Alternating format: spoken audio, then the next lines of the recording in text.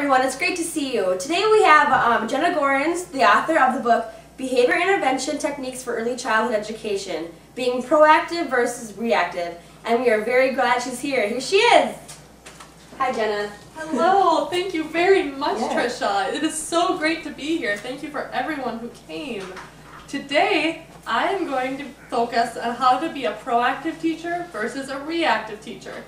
You may be wondering what the difference is between being proactive and reactive. When a teacher is using reactive techniques with children, they are essentially waiting for the negative behavior to occur and then working on strategies to solve the issue. On the other hand, a teacher that is using proactive techniques with children will implement their techniques and strategies at all times to try and prevent the negative behaviors from the child. There are many simple yet effective things that can be done in your classroom that are proactive. Teachers should take every possible proactive measure using some of the following tips that can be found in my book. First tip that I can give is to arrange your furniture to meet social and emotional needs, as well as instructional and organizational needs. Make sure that your room is set up in a pleasing manner that is attractive to the children, but also worthwhile for you and it makes sense for you.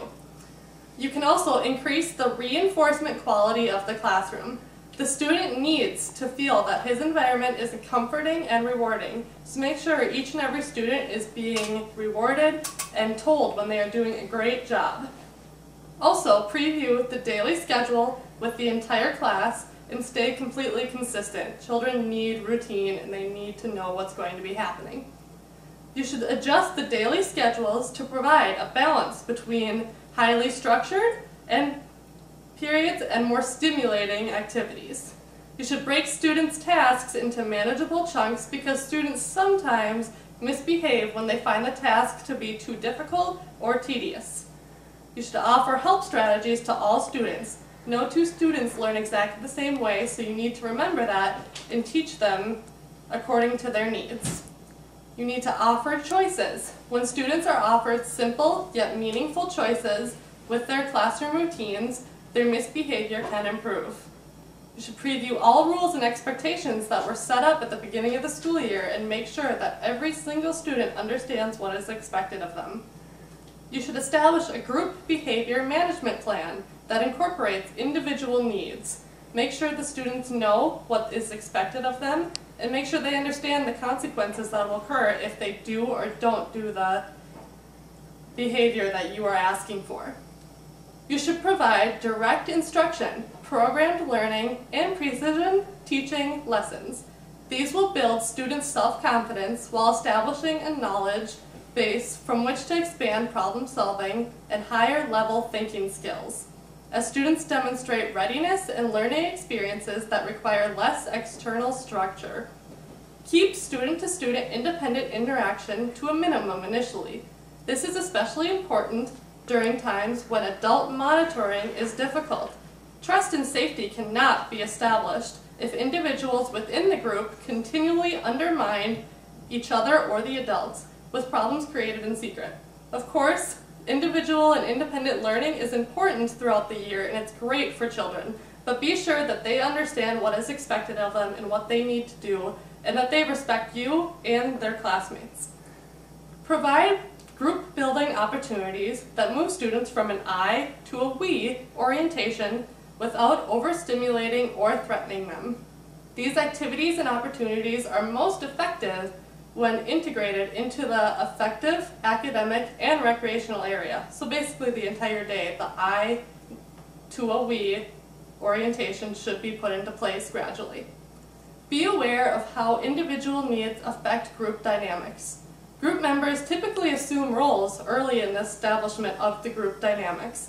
So the quieter kids will generally stay quieter and the louder kids will generally stay louder, and you need to make sure that each child has a voice and is able to express how they feel.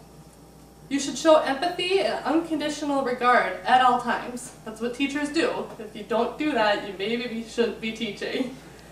But especially when students are in the midst of a crisis, be comforting and be there for them. That way they will grow a sense of trust with you and care about you. You should provide balance balls, squeeze toys, bracelets, whatever method you can think of to children who have difficulty focusing without acting out. You should attend with extreme care to students' physiological as well as psychological needs. Have extra clothing, food, and drink available.